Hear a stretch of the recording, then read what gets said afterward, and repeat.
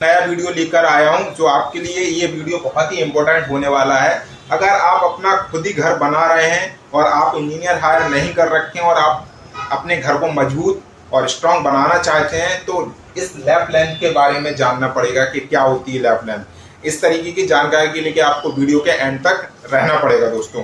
ये बहुत ही कंपलसरी होता है। अगर आप लैप लेंथ प्रोवाइड नहीं कर रहे हैं अपने घर में तो आपके घर को कभी भी गिर सकता है आपका घर। तो इसके दोस्तों लैप लेंथ होती क्या है, सबसे पहले तो मैं आपको कुछ एग्जाम्पल से समझा देता हूँ, उसके बाद डिस्कस करेंगे लैप लेंथ। दोस्तों आजकल आप देख रहे हैं जो स्मॉल टाउन में कंस्ट्रक्शन वर्क हो रहा है वहां पर ध्यान ये काम किया जा रहा है। इस तरीके से अगर आपका कॉलम बना हुआ है घरों में, ये कॉलम कट रहा है ये, तो क्या कर रहा है जो बारों को काट रहा है वो अल्टरनेट ना काट के सेम लेवल पे काट दे रहा है। क्या कर रहा है, सेम लेवल पर कटिंग करते हैं, सेम लेवल पर कटिंग कर देते हैं सरिया की, जो कि ये बहुत ही डेंजर सिचुएशन है आपके घर के लिए। क्या होना चाहिए, इसका नियम ये होता है अकॉर्डिंग टू इंजीनियर और आईएस कोड कि आपको जब भी आपके घर में सरिया कॉलम के लिए कटे तो क्या हो, ये बार अल्टरनेट कटे, कोई स्मॉल हो कोई बिग हो फिर स्मॉल हो, इस तरीके से बार की साइज होना चाहिए, यानी कि सेम लेवल पे कटिंग ना कराएं। अगर आप सेम लेवल पे करा रहे हैं तो कंडीशन क्या होगी, आपका मकान जब यहाँ पे सरिया बांध देंगे इस तरीके से तो आपका जो कॉलम है वो फैल हो जाएगा इस तरीके से, और आपका कॉलम फैल होने पर आपका घर गिर सकता है। कंडीशन क्या होती है, जब भी इसका हॉरिजॉन्टल फोर्स आया इस पर तो ये इस तरीके से कॉलम गिरने के चांसेस बन जाते हैं, या बिल्डिंग पर ज्यादा लोड आने पर कॉलम तब भी फेल हो सकता है दोस्तों। तो ये लैप लेंथ ना देने की वजह से कंडीशन क्रिएट हो सकती है आपके घर में। तो इसलिए दोस्तों लैप लेंथ देना बहुत कंपलसरी है। आपसे एक रिक्वेस्ट है, अगर मेरे चैनल को आपने लाइक शेयर सब्सक्राइब नहीं किया तो इसको पहले लाइक कर दें, शेयर करें, सब्सक्राइब करें, जिससे कि मैं आपके लिए ऐसी छोटी छोटी जानकारी प्रोवाइड कराता हूँ। दोस्तों डिस्कस करते हैं लैप लेंथ क्या होती है। अगर आप लैप लेंथ दे रहे हैं, सबसे पहले मैं शुरू करता हूँ कॉलम से। कॉलम में लैप लेंथ देना क्यों जरूरी, कॉलम लैप लेंथ का फॉर्मूला जो होता है वो अपन को रखना है 45D।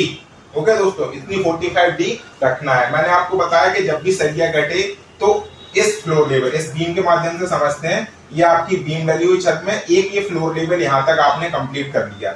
जब भी इस पे सरिया एक्सटेंशन करें तो आपको यहाँ पर सरिया जब कटवाएं, ये पहले ग्राउंड किया तो 45D का फॉर्मूला लगा दें कि इतना एक्सटेंशन करना है। तो कैसे करेंगे, जब 45D हो और कॉलम में जो रेक्टेंगल कॉलम होता है इसमें 4 सरिया मिनिमम होना ही चाहिए। और कितने एमएम का होता है मिनिमम, 12 एमएम का सरिया कॉलम में कंपलसरी होता है। कभी भी आप 10 एमएम का रेनफोर्समेंट बार यूज ना करें घर में। कितने का करना है आपको, 12 एमएम का। सर्कुलर बना रहे हैं तो मिनिमम रिक्वायरमेंट आते हैं उसमें 6 वायर, आपको 6 बार सर्कुलर कॉलम में डालना ही है। इसमें भी मिनिमम 12 एमएम का यूज करें, 10 एमएम का बिल्कुल भी यूज ना करें दोस्तों, है ना। ये एक रूल है आईएस कोड के according, Indian IS code IS 456/2006।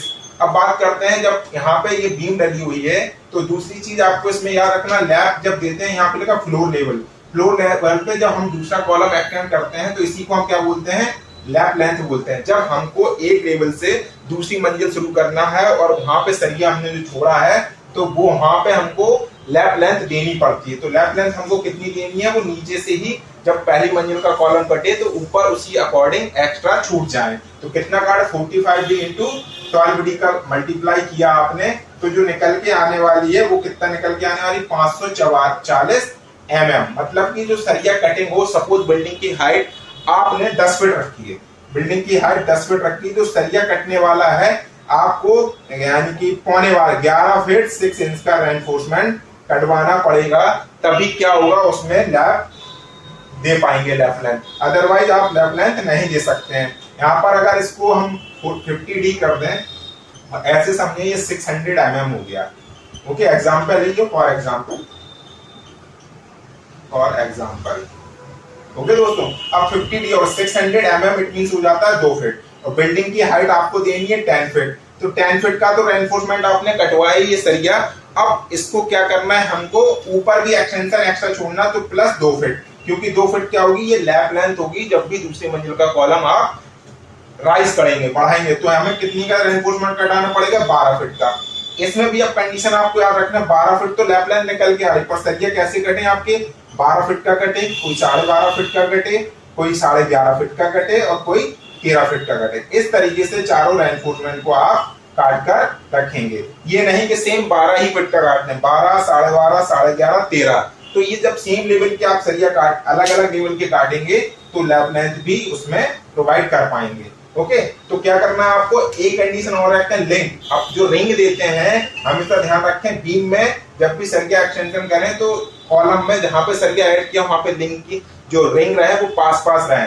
जो मिनिमम गैप होता है रिंग का वो 6 इंच सेंटर टू सेंटर होता है। कितना इंच? 6 inch centre. और कॉलम जब बांधे तो वहां पर आप क्या करें, तो बोले सरिया वाले को 5 inch centre to centre gap दें। कितने फीट तक? कम से कम जितनी ओवरलैप दे रहे हैं अपन, लैप लेंथ दे रहे हैं उसमें 5 इंच का सेंटर टू सेंटर रिंग को बंधवाएं। जैसे यहाँ पर ये है, यहाँ पे लैप हो रहा है, ये देखो रेड कलर से, और ये नीला सरिया बीम का है। तो यहाँ पे जो रिंग है उनको हमें 5-5 इंच सेंटर पे बांधना है, जहां तक हमारा सरिया बन रहा है लैप लेंथ में वहां तक। उसके बाद आप 6 इंच या 7 इंच रख सकते हैं। मिनिमम स्टैंडर्ड क्या होता है? 6 इंच होता है। ये हो गया आपका कॉलम में लैप लेंथ। कितना फॉर्मूला रखना आपको? 45 या 50D। ओके, अब बात करते हैं अगला स्लैब के बारे में। स्लैब में लैप लेंथ क्या देते हैं? स्लैब लैप लेंथ रखते हैं स्लैब में, वो रखते हैं अपन स्लैब में लैप लेंथ रखते हैं अपन, कितनी रखते हैं स्लैब में?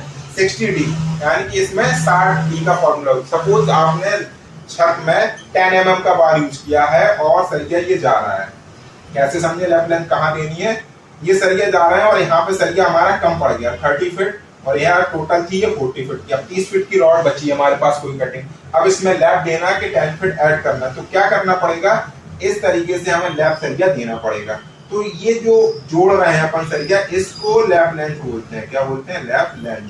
तो बीम में जब लैप लेंथ देंगे स्लैब में सरिया डालते समय तो 60D। इसमें स्लैब में कितना रिक्वायरमेंट हो सरिया? 10 mm का डालते हैं। कितने का? तो 60 इंटू 10 मतलब 600 mm। इसमें भी 2 फीट का होगा, तो कितनी लैप देनी पड़ेगी? 2 फीट की लैप हमको प्रोवाइड करनी पड़ेगी जब छत का सरिया डालें। कितनी? 600 mm की लैप लेंथ होगी। कितनी होगी? लैप लेंथ होगी 600 mm इसमें स्लैब में। ओके, अब बात करते हैं अपन बीम की। बीम में लैप लेंथ देनी है, जो बीम में वो कितनी देंगे? ये हो गया कॉलम के लिए लैप लेंथ 45 स्लैब के लिए 60D एंड स्लैब के लिए 60D। अब बात करते हैं बीम के लिए lap length. Lap length beam में अपन 2 तरीके की लैप लेंथ देते हैं, एक टेंशन जोन में अलग देते हैं, कंप्रेशन जोन में अलग देते हैं दोस्तों। अब होता क्या है आप इसको समझे, टेंशन जोन और कंप्रेशन जोन। दोस्तों क्या होता है, टेंशन जोन में हमेशा आपको सरियों की संख्या ज्यादा रखनी है। अगर आप 5 सरिया देना चाहते हैं तो आप 3 सरिया टेंशन जोन में रखेंगे, 2 सरिया कंप्रेशन जोन में रखेंगे। ये होती है कंप्रेशन जोन, और बॉटम होता है टेंशन जोन, बीम का बॉटम पार्ट। टेंशन जोन में लोड ज्यादा आता है, कोई भी ऊपर से लोड आएगा तो बॉटम पे लोड ज्यादा करेगा, इसलिए सरिया हमेशा क्या करें, अगर आप 5 डाल रहे हैं तो 3 बॉटम में डालें और 2 टॉप में डालें। अगर 6 डाल रहे हैं तो 3 ऊपर 3 नीचे, अकॉर्डिंग टू बिल्डिंग कितनी हाई राइज ले जानी उसके अनुसार। स्मॉल 2 स्टोरी बिल्डिंग बना रहे हैं तो आप 6 बार सफिशिएंट है आपके लिए, कि 3 ऊपर 3 नीचे डाल दें। 6 में 4 डाल दें आप 16 mm के, और इसमें 2 डाल दें 12 mm के, मोर देन सफिशिएंट।